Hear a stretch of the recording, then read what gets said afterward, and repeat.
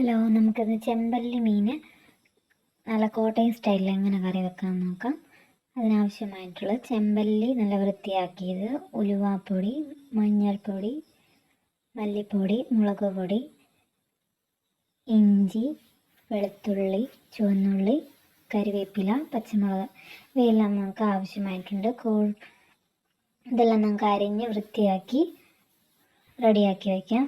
കൂടാതെ ഒരു 4-5 കുടംപുളി വെള്ളത്തിലിട്ട് കുതിർത്തത്, വെളിച്ചെണ്ണ, കടുക് ഇവയും കൂടി നമുക്ക് ആവശ്യമാണ്. നമുക്കിനി എങ്ങനെയാണ് നമ്മുടെ സ്വാദിഷ്ടമായ കോട്ടയം സ്റ്റൈലിലുള്ള ചെമ്പല്ലി മീൻ കറി വെക്കുന്നതെന്ന് നോക്കാം. അതിനായിട്ട് ആദ്യം നമ്മുടെ കുടംപുളി വെള്ളത്തിലിട്ട് കുതിരാനായിട്ട് വെക്കുക.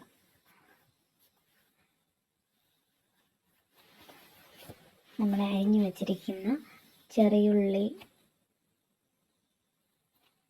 വെളുത്തുള്ളി, ഇഞ്ചി, പച്ചമുളക്, കറിവേപ്പില ഇതെല്ലാം നമുക്ക് ചട്ടി ചൂടായി അതിലേക്ക് 2 ടേബിൾ സ്പൂൺ കടുകിട്ട് ഇതെല്ലാം കൂടി ഇട്ട് നമുക്ക് നന്നായിട്ട് വഴറ്റിയെടുക്കാം. പെട്ടെന്ന് വഴന്ന് കിട്ടാൻ വേണ്ടി നമുക്കൊരല്പം ഉപ്പും കൂടി ചേർത്ത് നല്ലവണ്ണം വഴറ്റിയെടുക്കുക. അതിലേക്ക് 2 ടേബിൾ സ്പൂൺ മുളക് പൊടി, 1/2 ടീസ്പൂൺ മല്ലിപ്പൊടി, 1/4 ടീസ്പൂൺ ഉലുവാപ്പൊടി, 1/4 ടീസ്പൂൺ മഞ്ഞൾപ്പൊടി ഇവയിട്ട് നന്നായിട്ട് നമുക്ക് പൊടികളെല്ലാം നല്ലവണ്ണം മൂപ്പിച്ചെടുക്കാം. അതിനുശേഷം നമ്മൾ കുതിർത്ത് വെച്ചിരിക്കുന്ന കുടംപുളിയും വെള്ളത്തോടു കൂടി നമുക്ക് ഇതിലേക്ക് ഒഴിച്ച് നമ്മുടെ ഈ അരപ്പ് നന്നായിട്ടൊന്ന് മൂപ്പിച്ചെടുക്കാം. അത് നന്നായിട്ട് മൂത്ത് വരുമ്പോഴത്തേക്ക് നമുക്കിതിന് എണ്ണയെല്ലാം തെളിഞ്ഞ് വരും. അപ്പോഴേക്ക് നമുക്ക് ഒരല്പം അര കപ്പോളം വെള്ളം ഒഴിച്ച് നമുക്കിനി ഈ അരപ്പ് നന്നായിട്ടൊന്ന് തിളച്ച് പുളിയെല്ലാം ഇറങ്ങി നമുക്ക് ഈ വെള്ളത്തിലേക്ക് വരണം. അതിനായിട്ട് ഒരല്പം ആവശ്യത്തിന് ഉപ്പും കൂടെ ഇടുക.